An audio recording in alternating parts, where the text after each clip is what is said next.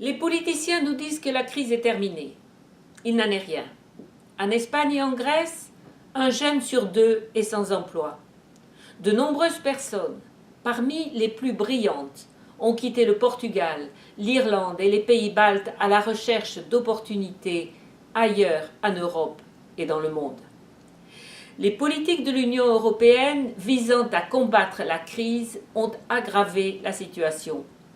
L'écart entre riches et pauvres s'est creusé. Il y a plus de chômage, plus de travail précaire et plus de pauvreté. La nouvelle Commission européenne, emmenée par Jean-Claude Juncker, a proposé un plan d'investissement de 315 milliards d'euros.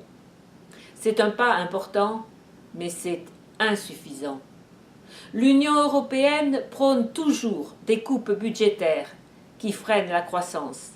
Elle encourage des réformes structurelles qui se traduisent par des contrats 0 heure, du travail temporaire et à temps partiel, des salaires en baisse et des attaques contre la négociation collective.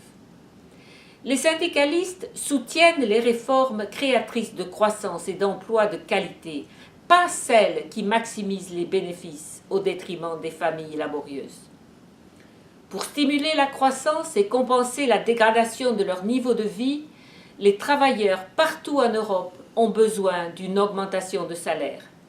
L'exploitation des travailleurs d'autres pays de l'Union européenne, destinée à faire baisser les salaires, doit être enrayée. Elle n'a pas sa place dans le marché unique européen.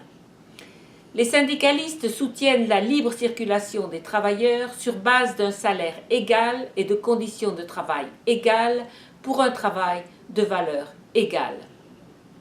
Le prix élevé payé par les travailleurs pour la crise sera suivi d'un prix politique élevé, comme on le constate déjà en Grèce, en Espagne, au Royaume-Uni et ailleurs, où les électeurs se détournent de nombreux partis traditionnels.